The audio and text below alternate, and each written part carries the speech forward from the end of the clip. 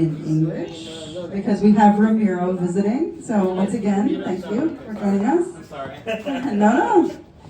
We had a great session in Hebrew. Now we're going to English. I will note that while we have prepared some questions for our esteemed panel, you're totally welcome to ask your own questions. We have three fantastic people here with different profiles that are dealing with AI in their day-to-day in engineering, from the investor perspective that you just heard, building cloud-native tools, measurement, quality, performance, really very interesting in different angles, so don't be afraid to tap into their expertise. So just to frame the discussion, I mean, we did it a little bit in Hebrew, but just to get Ramiro up to speed. So AI is disrupting everything that we know, right, about engineering. And there are still a lot of unknowns on how it impacts everything from quality to performance, technical debt, and even delivery metrics, which is LinearB's forte. We have an all-star panel for you, and we'll dig in a little bit on the impact of AI on engineering organizations. We heard a little bit about the research from Grow Ventures, but maybe we'll dig in a little bit more because I feel like there's a lot more to dig into there. And so without further ado, I want each one of you to kind of introduce yourselves and tell us a little bit about what you're finding compelling, scary, interesting about everything that's happening in the world of AI. Take it away, Ramiro. Well, thank you, everybody. Nice seeing you. My name is Ramiro Berrelleza. I'm the founder and CEO of Okteto. I normally live in San Francisco. In California, but it's great being here. At Okteto, just real quick, we built a platform that automates development environments on Kubernetes. Typically, we help companies that have massive number of microservices manage them on their day-to-day. And as you can imagine, San Francisco AI is every time you go for food, there's AI involved. Every time you take a taxi, it's like everywhere. So it's kind of annoying. But I'm very excited. I used to be kind of more of a pessimist, but now I'm becoming more of an AI. Optimist, even more. Utopic. I'm seeing a lot, and I'm very excited of how we are in the verge of this new change. I'm old enough now that I saw the migration from physical infrastructure to cloud, containers, mobile. So it's really exciting to see how things are changing, how fast they're changing, and how things actually work. Like AI is something that my team uses more and more every day. So I'm very optimistic of where things are going. So happy to talk about more, but first. So I already introduced myself, and I think two things that I'm seeing. Every single customer I talk with is asking me, can you help me understand the impact, the benefit, the ROI of using AI, of using Copilot, of using those Gen AI tools? We're using them, but we don't know what it's doing for us. And I think the second, to me, it's pretty obvious.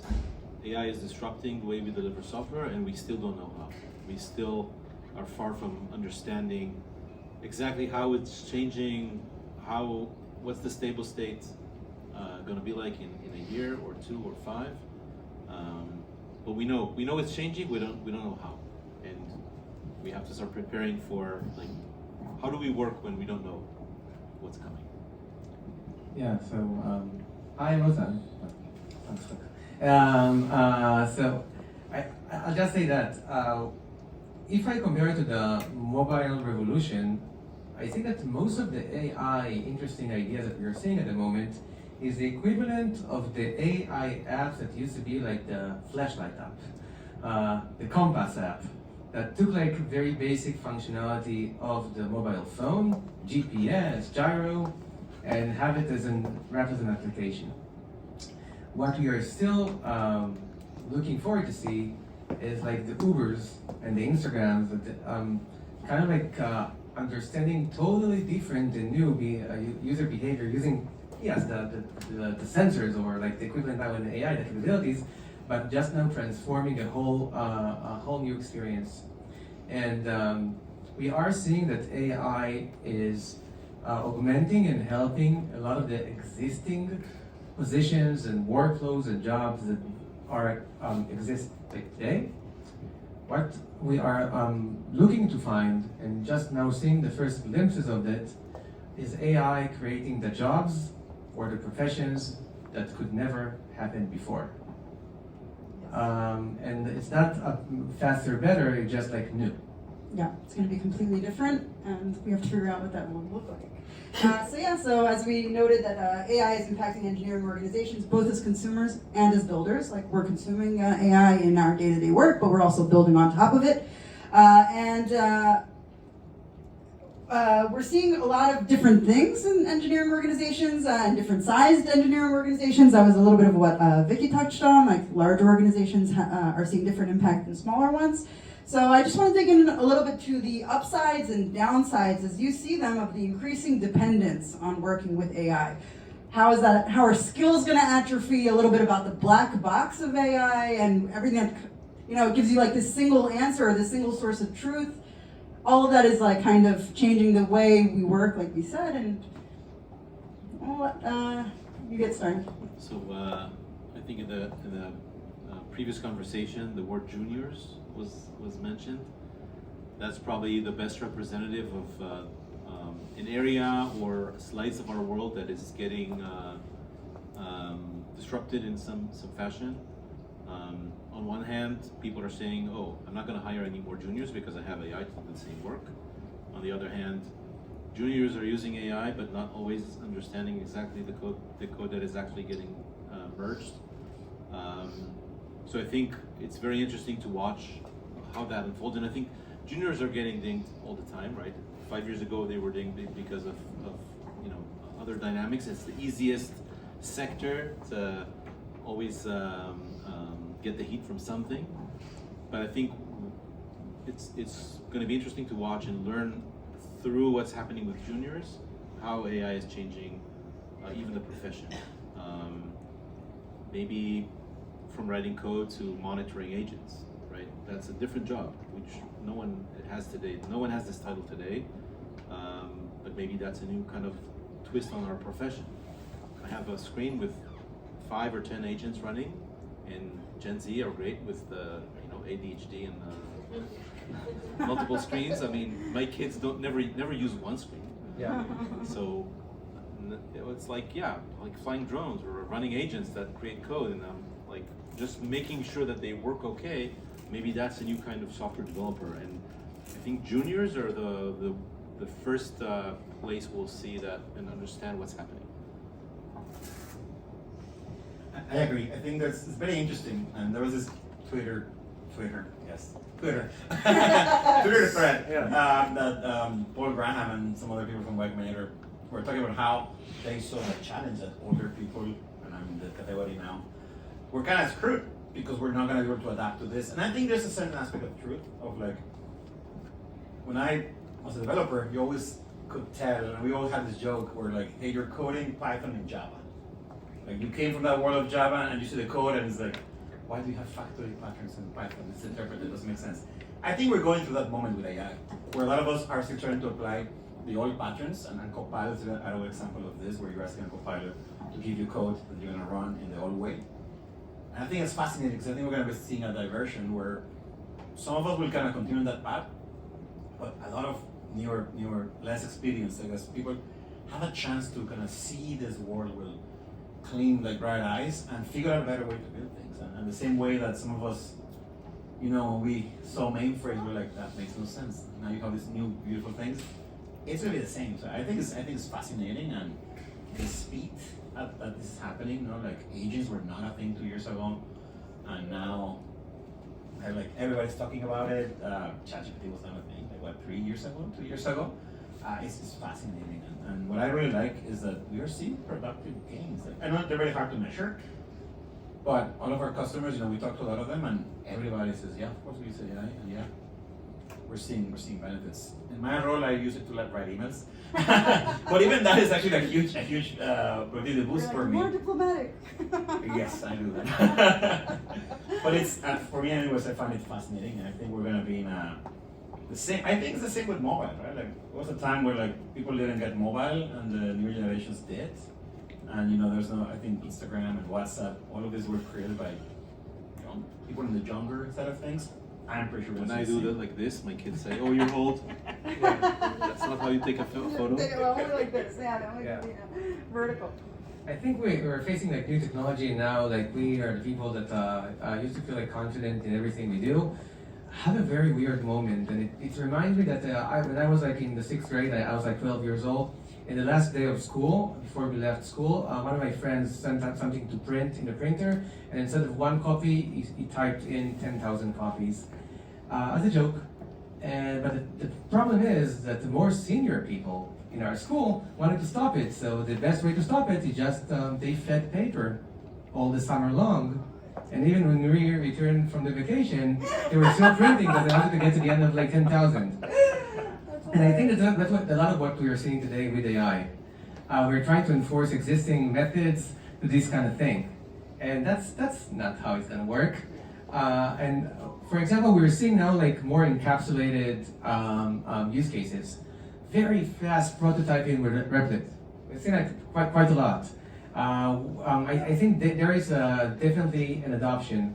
But if we're talking about like Twitter threads, today, I think this morning, the CEO of Klarna just published a long thread around like how they use like LLMs.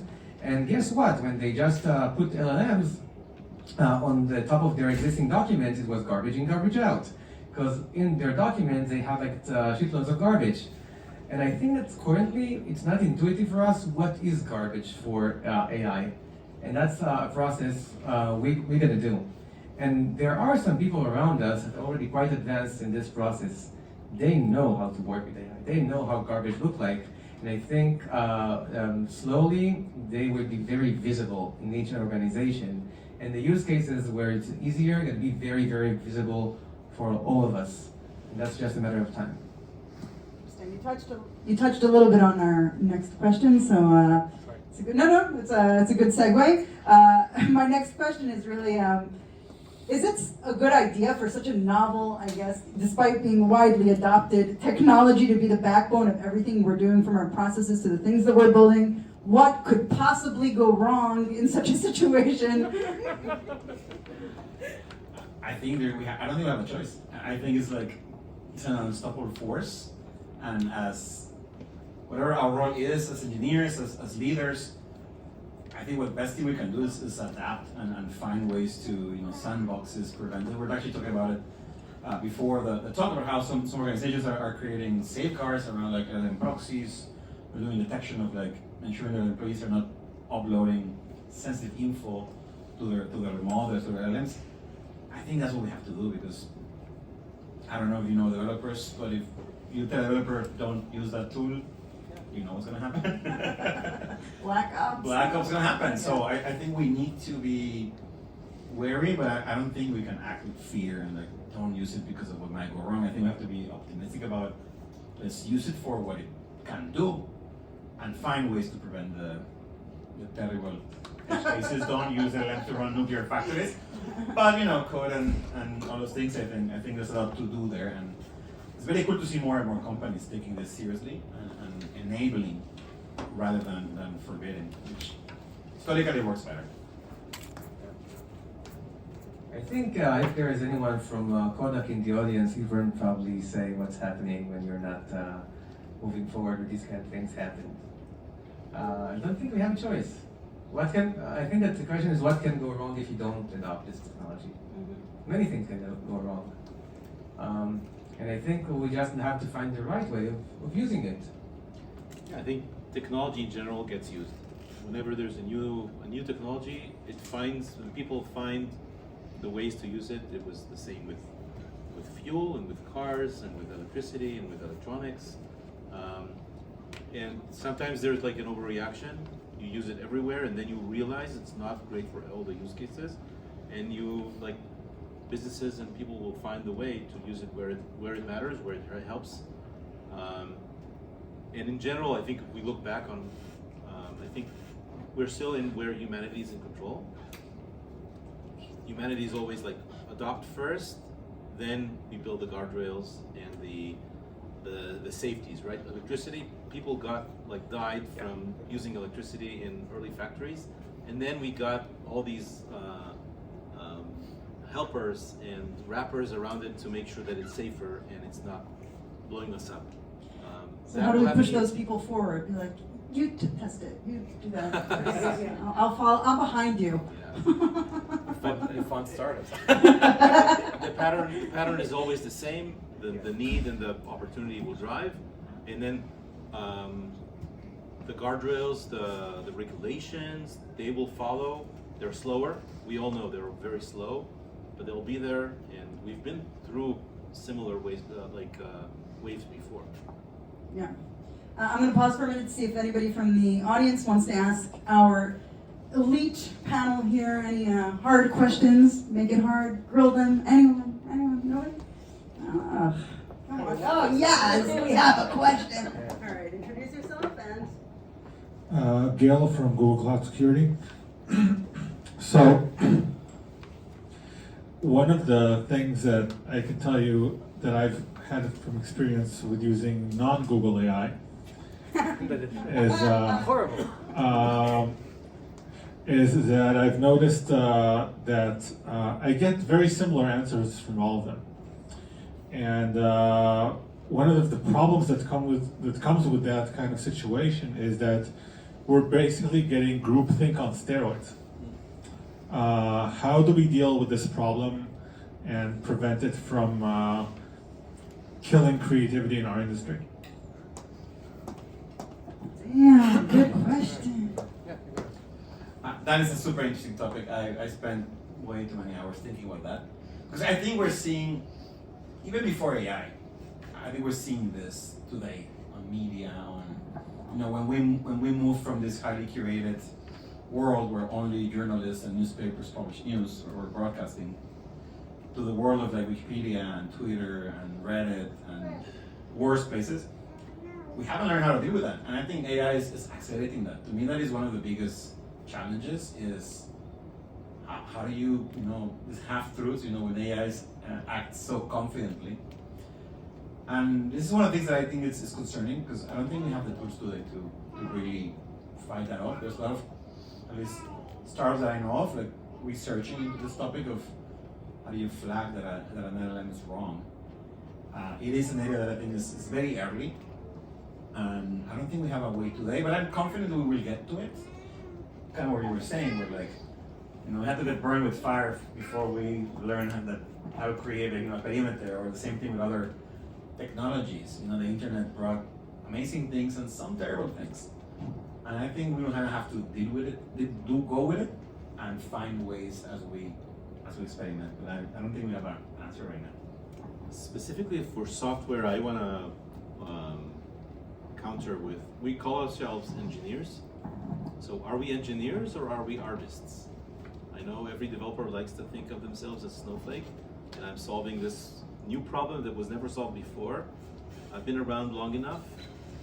The problems we're solving today are very, very similar to the ones we solved 5 years ago, and 10 years ago, and 20 years ago. In terms of the software work, it's much more about people than it is about tech. And I think there's the group think, or the average, Gen AI is basically an averaging machine. It's not so bad if you're engineering. You want repeatable, you want tried and true. You want to try to move away the garbage, yes. But creativity is great. It's not the core of engineering, like engineering in general, right? You build buildings, high rises. This is an engineering practice, not an artist. That I'm drawing the next floor, right? The architect may be drawing it, and there's creativity in new methods. But the person building the next floor on the high rise, they better do it just like the previous floor, with the average or the standard way. So I'm exaggerating on purpose, but there's something in not like the creativity has its place. I'm not so afraid about groupthink if you're able to remove the false or the garbage. Well, I would say that groupthink for engineers is bringing a suboptimal result. Have a very present example like Kubernetes. Sorry about it, but it gives jobs to many people. I mean, and you're Google, come on. I'm saying that it doesn't have to be the first, right? But what I think about creativity in AI, that the big advantage of AI, that usually if you've been a very super creative person, the next big challenge is actually to take your idea into practice. AI automates a lot of this work. And the second thing you want to do is to make sure the world knows about your art. And you not want to be like one of these like dead artists like Van Gogh, that, you know, only after you're dead everybody knows that you've been a genius. I think AI can help with that as well. Just to distribute ideas. And I'm not sure there's a meritocracy about art. But I know that there might going to be a way for you to define your taste and for AI to help you to find the right type of art that can highlight it for you so you can pick eventually. So I'm less pessimistic about it. I want to segue on from his question to something that's... I was going to put on record that Kubernetes is a work of art. Beauty lies in the eyes of the beholder, Ramiro. You know, it's It's a beautiful way not to build your business. I'm a big believer that even like in startup ideas, Bias my you business. usually I know. Actually, no. That's the thing. When you have limitations and you have limiting creates a factors, business. it creates even bigger creativity. There's researchers about it on all the world. When you create something, you create a problem, then art comes in. interesting. So on the same note, you spoke about stifling kind of creativity. I am also concerned about the atrophying of skill sets. What are your thoughts on that? In the sense of like if people become overly dependent on AI and how skills are going to evolve and your ability to think critically when you have such a crutch and other things that could feasibly... So old men like me, white old men like me, have been saying this for generations. Oh, you have a calculator. You will never like remember how to do math, right? Yeah. And now the calculators also do the functions and the derivatives. You will never be able to do this alone. You have GPS. That's You true for cannot me, though. navigate in the forest. Every And I don't think culture we're so like. I'm not so afraid of the skills that will atrophy are the ones that are no longer needed. Okay. Not for real. So, yeah, you don't need that, or you learn it in school because schools are like 50 years behind. But the skills that will atrophy are the ones that you're not using. And frankly, we could all probably live our lives without, I don't know, drawing a sign, because we have a calculator that does it for us, and it's fine. Yeah, I mean, yes, I agree. I think that as and coming from a developer perspective of engineering, right? It's like we've seen with so many technical jumps. We don't really put computers together anymore. We don't. You're not reading the assembly code anymore. I do have a copy of the 8080 assembly code. Not even in connecting my- the in my network book- in my wires bookshelf. anymore. Let's not... No, like Yeah. I don't do allocs and mallocs and all those evil things anymore. I mean, I was working on very low level, but you know, every few years we build new abstractions, and I think that's how I think of AI and how I think of software development. It's never been about writing code. It's always been about solving problems through automation, through technology. And to me, this becomes a new abstraction. And going back to like agents and all of these new ways of doing things, it's very interesting how you see a lot of startups thinking of how do we build dev tools for this new world of agents. We're not talking of business like B2A, like business to agent, where you're building things not for humans but directly for agents. And I think we're going to see more of that because that becomes a new abstraction, that becomes a new standard, and then we get to the world that you were talking about of like the screen, bunch of agents doing things, and you're conducting rather than typing. I like it. I think it's very promising, and I think we're going to see a huge like productivity gain as soon as we know how to measure. And I'm sure like that's where LinearB will help. You set me up for We're my gonna next see it. question. That's great. We're gonna Perfect. see it. We're gonna see it. So I don't know. I'm curious what you see in the world of you're much more in touch with startups, but I'm curious to see what you're seeing there. Yeah, On this. I'm going to ask that shortly. But just because you touched on metrics, I'm going to touch on that one for Yishai and Lotan. What are you seeing kind of from the LinearB perspective in terms of the trends and the impact on quality, on performance, and then also a little bit from your research, what kind of metrics were you Yeah, so like I said, every customer, basically 100% of them are asking us, how do I measure this? How do I know the impact? So one thing we're seeing, everyone is experimenting, everyone is trying this, they're not waiting, and that they feel they have gaps in understanding the ROI or what it's doing for me. They're starting to learn that it's not a single dimension here, it's not just what's my gain. You have a gain here, you have a new bottleneck there. It's multi-dimensional, and you have to, it's basically managing not just the time you saved developing this new feature, what about the review, what's the new process for getting this deployed, and like approved, merged, deployed, all of that. How do I deal with quality? And we're seeing, in general, somewhat faster times to code, like from time to starting working on something until I have a piece of code ready. We're seeing a rise in the size of my batches. My PRs are larger because it's so easy to create code. Tap, tap, tap, I have 1,000 lines. And that becomes a bit more difficult to review. So we're seeing longer review times or longer wait times to get a reviewer. And in some cases, we're also seeing the review process kind of breaking down because, okay, someone is reviewing the code, but I didn't write it, I just tapped. And it's hard for me to like make the change or to react to this, like the next phase.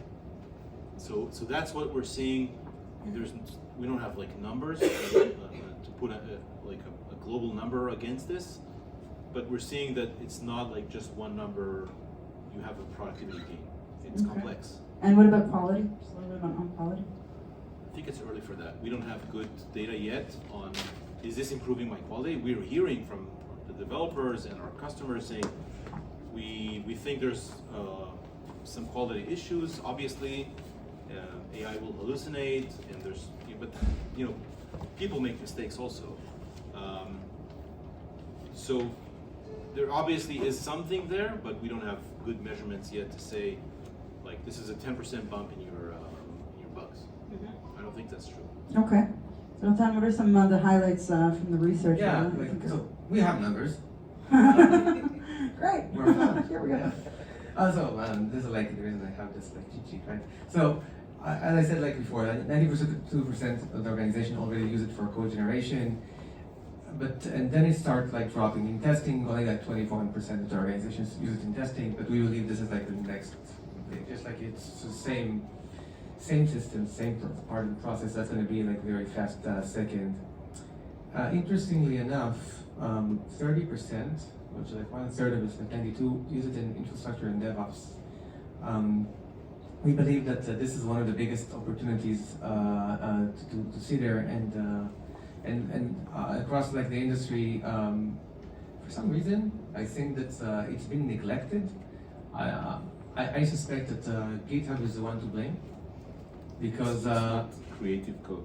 because Terraform is not so creative. No, just because your code base is not the one data set that you need in order to solve it. Like we have like another like company like Umigo that does like observability, and they show like AI root cause analysis and remediation just because they had the data to do it. And also, I think that this is like something. This is one of the. I think 2025 is going to be like the AI for DevOps year. And what we are seeing, I think that also in the more surrounding areas in documentation and knowledge sharing, this like have like a major AI impact in the way that people like consume this thing. And last but not least, like it's around project management. The people like use it more and more. And to your point about quality, I can't say that we have an answer for the productivity gain. But you can say that we talked about guardrails. So I think that, of course, quality and accuracy was the biggest barrier for people to adopt AI. Like 58% of the organization, this is like was the thing that they were worried about, and only then came like legal concerns, and only then were security, and then cost, and then seniority. And so with this like all like came. And by the way, and Security that low on the list. Interesting. yeah, it was like again, it's small, but 42% organizations. But by the way, all these kind of things are just been waiting for tools that are being built as we speak. They're going to have AI security, AI safety, AI cost management, all these kind of things. The biggest challenge, by the way, for young companies today, they're trying to build this like AI infra companies. that usually when you build a startup, you go into the field, you go to the market and ask them like what they have today, what they need. And most of the people that today are going to build like an AI infra startup, they're going to go and see that no one has anything and they don't know what their problem is. So it's a challenge because they have like thousands of startups that don't really have that much of a traction. But I would assume that in 2 years from now, it's going to be very, very fast and everything going to be changed. Because this tool's been adopted, 1-2 years later, you're going to have all the needs and then all the infra are going to be there in order to, and have like the business case to support that. Any, again, yeah, we have a question. We have a question. This is very exciting. Hi guys, nice, good to see you. Tal from Velocity. Thank you. So maybe a general question, like we all kind of like crossing the chasm towards selling in AI to enterprises, and I wanted to kind of like ask your opinion where we are and what do you feel like would be the thing that will push us through this chasm, if that makes sense. Specifically enterprises, we are seeing, we've made a pretty dramatic shift to enterprise in terms of our market. They are all looking for ways to get in. They're all experimenting, they're not waiting. We are surprised that the overall like lack of process compared to what we're used to from enterprises. So they're willing to move forward. There's the occasional customer or prospect that says, sign here that you will never do AI on anything with my data ever. And bury this note in the ground for 1,000 years. But these are the exceptions. Most of them, we have a big customer with about 5,000 developers and a very good champion on the other side. We talked about our coming like AI features that your code going to AI. He says, oh, that's complex. We have a very like long process here. It's going to maybe take 2 weeks to get approvals. Okay, fine. Give me 2 weeks. In general, they don't know what to ask. They don't have the practice of the 300 question security questionnaire about this yet. Some of them are starting to do that. So they're saying, okay, turn it on, or like I can live with this, and we'll figure it out as we go. I think probably in a year, they will, like the legal people and the compliance people will earn their living back by inventing those big questionnaires that are all mutations of each other, and we'll use AI to fill them. AI lawyers. AI lawyer, I don't know. AI GCs, I think they're coming. Yeah, but in the meantime, so that's coming. Those questionnaires, they're not there yet. They're not. So they're basically saying, promise me it's okay. Maybe tell me my data is not stored, or your models are not on Google or on OpenAI. Give me something a little more contained, but give me the value, and we will figure it out as we go. I would say that there is not going to be one unified answer for all the markets. You should see like a different buckets of adoption, and each kind of like segment going to be behaving differently. And I would recommend to look at the 2 factors. One, look at their back. If that's against the wall, and they have competition, you'll see an AI adoption. And for the other ones, look at their shoes. If they have like running shoes and sports shoes, and they have like they look like they just gonna run a sprint, I think that AI gonna be part of their story because that's the fastest way to go forward.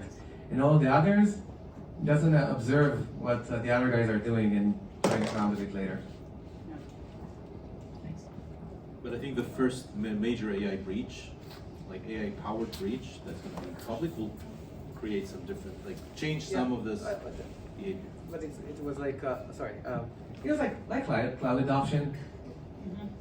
Sometimes at the beginning, like regions were not that stable in nativeness, right? Like, still like cloud happened, especially for cloud first companies. Yeah, right. Like, and then you see now that AI first companies. And I think when AI first company is going to come and eat your lunch, then you don't have any other choice but to do that as well, even if you happen to have a breach or whatever. Just Either step up or ship out. Like Skype is closing down now. They had an opportunity during COVID and everything else to deliver on that promise, and they didn't come through. So either you're in or out, right? I'm gonna. What's that? What year is this? I know, right? It's crazy. No, I mean, like, look, Zoom came in and whatever. They could have been Zoom had they known how to capitalize on the moment. Ramiro, I'm gonna segue from what Lotan had spoken about in terms of infrastructure. As a company building on top of cloud native technologies, what are you seeing across the ecosystem in terms of like kind of AI and how it's impacting the different kinds of, I guess, infrastructure, serverless, Kubernetes, everything else? Is there a different kind of productivity gain, or is there more adoption, less? I don't know, whatever. What are you seeing? What are some of the things you're seeing? Yeah, no, I agree with you. Like, I think this is going to be the year of AI. I'm seeing two very interesting trends. The first is cloud native technologies is a foundation for all AI. Mm-hmm. Kubernetes is the solution that runs the most AI workloads in the world. NVIDIA, OpenAI, Anthropic, all of them are running all their core services on Kubernetes. Kubeflow very quickly became one of the top solutions in that space. It's very interesting, which is, I'm happy because it means we're not reinventing all these things.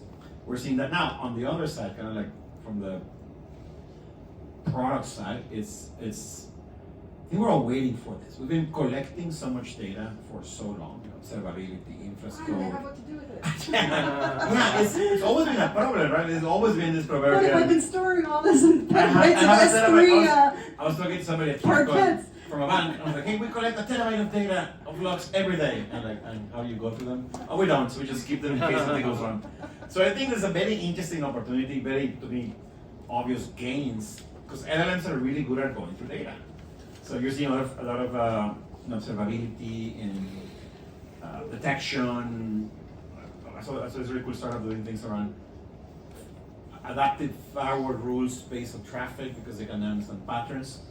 I think a lot of these massive problems we had where data was just not something we could process humanly are like fertile ground for these solutions. I'm friends with the founder of Robusta.dev. And we talk about this a lot and how they're doing all these really cool things with agents and with LLMs. Just because now that they understand data and you can explain, hey, I'm going to look for this information, go through a terabyte of data and let me know when you're done. I think it's fascinating. I think infra's code is something else where I think we're seeing like this. Infra's code is already kind of like a higher semantic level than affirmation and those awful things. I think we're gonna see even more levels of abstraction there in how you interact with infrastructure. No, I'm really looking forward to the point where you describe what you want to get. Hey, I want to deploy this service. We're gonna do just that. I want to run this application in the cloud with this scale, and then you have an agent that knows what this means, whether this is creating VPC or building a cluster, or building a container, or whatever. I think now these building blocks are so clear. We're gonna see this high-level language and descriptions that I'm really excited to see. We're doing something in that space, and I'm excited for this world. Any more questions? Yes, we have a question. It gets me so excited every single time. Hi guys, I'm Igor and I actually come from testers guys. It is critical thinking about, and we're actually talking about more than 1 hour how is AI going to change our life, but do you think about some restrictions that we still don't know what we will get in future with using AI? Like, because today we just started running with it and use it daily work, and in my experience in quality and testing, we have many problems with still, and I don't know how, if it will be still, we will find solution or not, but so it's actually a question, what do you think about restrictions, what we have and what solution will be in future, or maybe it will still problem in future in using AI or implementation AI in processes? In my experience, for example, I think testing is something we need more. I think that quality of code, especially in complex code bases, is going down. Like as you use Copilot, especially you think of mature code bases, multiple microservices, multiple network boundaries. It's very hard for LLMs to generate code that works, and I think we need to, as we move away from typing the code, we're gonna have to invest a lot more in systems to help us understand it, as you were saying, review it, and to make sure it works. Like going back to like if you generate a PR that is very long, it's hard to review. I think investments in automation, in testing, and better ways to like run CI/CD and not have to suffer the traditional problems of CI of like long runs and all those stuff.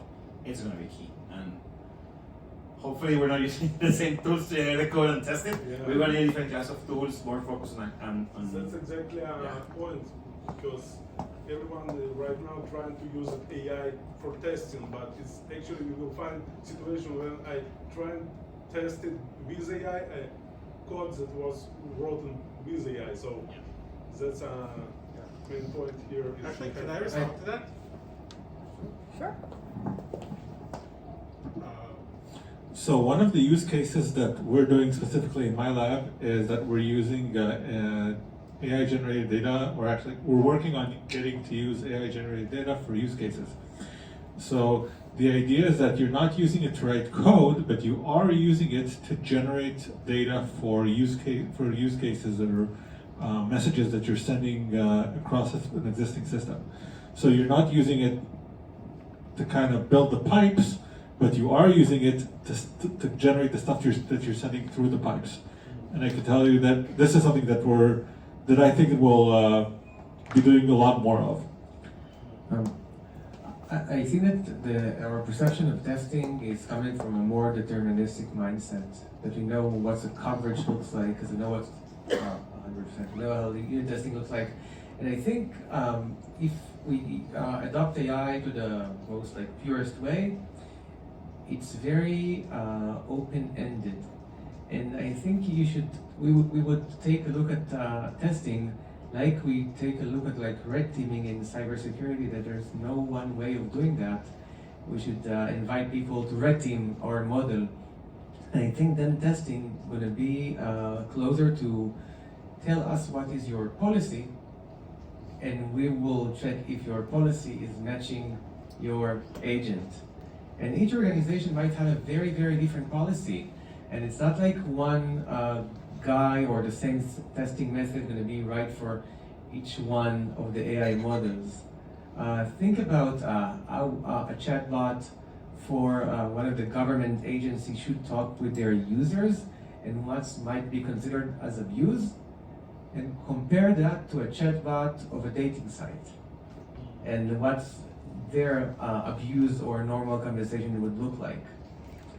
So I think this is the future of testing in the AI era, and it's going to be much more flexible policies and much more flexible coverage to make sure that AI is going to do what it should be doing. I think we're seeing, and I think it's not just us. Users are okay with AI being wrong. Users are not offended by an AI system telling them something that is only half true. They know that's life, and they're basically saying, okay, I know, just like ChatGPT lies to me, this system or this agent or this output, as long as they know it's coming from an AI agent, there is a lot of tolerance for mistakes, or it's not exactly right, or so I think this is going to create a new class of systems and interfaces where you're not checking AI for being 100% correct. Customer, which are developers, or customer So in general? I'm talking about, for example, if we have a feature in our system that gives you a summary of the last iteration, the last sprint. What happened, what went well, what didn't go well. The users are the developer managers, the developers, Scrum Masters. It helps them with the retro. This is generated by AI, and it's not always 100% correct. And they're tolerant to that because that's what they're used to. They're chatting with AI all day long on personal and work, and they know that it's like rolling a dice. So I think that's like in my work, it's not just for fun, and they're tolerant. And if I gave them a graph coming from my product that has the wrong numbers, they would shout at me, like, this is a bug. If AI is giving them those numbers, they're saying, oh, your AI missed here. But they're not offended like they are with a bug or like something like that. So I think there's going to be a lot of use cases and flows where users know that this is a little more like talking with humans. they're not always right, they're not always polite, they're not always perfect, and there, you know, the ways we deal with, I don't know, customer success reps on a dating website or government that give me wrong or incomplete information, or they're maybe short with me, it's different than debugging a system. And then other places, yes, the system has to be right. If it's financial or my nuclear power plant, that has to be correct, and that's probably not going to be AI generated into the control panel. But not everything will be tested to the dot. I want to wrap up with one last question, unless there's more questions from the audience. I have a bunch more questions here, but I feel like I'm going to lock down with this one. So not to fearmonger, and you did touch on this a little bit, but we are actually hearing about hiring freezes because companies are seeing a lot more productivity gains from AI than bringing on onboarding new engineers. You spoke a little bit about how the future of engineering will look through the lens of how juniors will onboard, which I think is an interesting take. So my question is, it's a little bit more like, are we in for a dystopian future? Like, what do you think will practically happen? What will the on-ramps look like for juniors? How will people actually start getting into this, ecosystem when everything is kind of leveling up and the barrier to entry is being raised? And there's a lot of questions there in terms of what's coming next. I think it's less about seniority, it's more about patience with the processes. I think that the Palo Alto question is a good one, because that's, I think, what everybody's struggling with, so that when they're in doubt, then the organization just don't do anything. But I think we would be gravitating more about the human potential of the candidate, because I think if you have the right creativity within you, responsibility, ability to manage, probably slowly AI is going to be more and more of what's missing. And I think right now we're in this in the middle of this S-curve, in this turning point. And I suggest just to be patient. I know that if you're juniors without a job, you're probably not patient. But I think that in a few years' time, people talk about companies with 10 employees that are going to do everything by themselves. I would imagine that these 10 employees, not all of them going to be people our age. Okay. Yeah. They're going to be ones that's been born into this AI era and know how to use it to the fullest way, because they're not falling into all the existing tendencies. Maybe not relevant anymore. Yeah, that makes a lot of sense. Yeah, I actually think this freeze, I don't agree with it. I think that as an industry we're seeing a lot of layoffs that have nothing to do with AI and a lot to do with what we're hiding over the past few years. So the freezing is also more about that. I think that, if anything, I feel like the bar for building software is lower. Like when you see things like Bolt, you see it, or Replit that you talked about before. When I was young, you had to build a computer or get a data center. Bar was very high to get a website up and running. Now it's with your phone, like what person's been doing with VC, with your phone, you get a website in 5 minutes. So I think the bar is getting lower, if anything. I think the on-ramp is easier. I think going back to, if we try to think of, you want to get a junior job the way it was before, yeah, you try to put a circle in a square peg. Everything goes in the square peg. Yeah. Whichever the way doesn't fit. But I think that if we think of it from an adaptive perspective of looking to leverage these new technologies, it's I think we're seeing the same thing we saw going back to the mobile revolution when younger people were like, hey, I'm mobile native, I get it. You're grabbing your phone around. Let me show you how to actually use an app. I know, and we saw that a lot in the Bay Area when I was there, where companies like Facebook were full of very young people who got it, and I think we're gonna be seeing the same. Yeah. So there is a give patience. I think we're in that transition where we don't know, but I'm very optimistic that this is gonna make our industry broader. More and more people will use technology to create solutions, and I'm very optimistic of the future. I think the same way that there's a lot more DevOps engineers now than before, thanks to the cloud. This create a lot of work. AI is going to create a lot more tech work than before. Great. It's good to finish with some optimism. Yeah, Thank you, Shai. You've used that a little bit more as well. Yeah, I think the freezes are a way for big companies to be cautious. There's a change. I'm freezing first to maybe reduce my immediate risk. I don't think they're freezing because they already got the AI gains, but they're freezing because I don't want to hire more people and do the same when everything is changing. And you know, if I was a junior, yeah, get a hold of those tools, learn how to use them. Even as a junior, that's your way in. That's your next job is going to look more like I'm a junior using all of these tools, and not like I'm learning to like what we did 2 or 3 years ago or 20 years ago in entering the industry. Interesting. Any other questions from the audience? So let's give our awesome panel a round of applause. It's truly fantastic. There's so much more to dig in. I really appreciate your time. Ramiro for coming from abroad, and LinearB for hosting, and Vic for the excellent podcast. Thank you so much for coming. There's still fun food and things, and networking to be had. I gotta get mine. I get a picture. I get one picture. Just one. Good shot.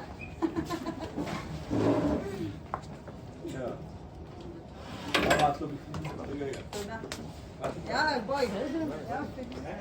גם בואי. כבר דיברנו על כל הצילום שלי, נכון? תסובבי את הטלפון. אז ככה זה לא, אתם לומדים מהרוחב, תקשיבו, אני... החיים הם לרוחב, אבל החסכים עשיתי גם וגם. תודה רבה. תודה רבה.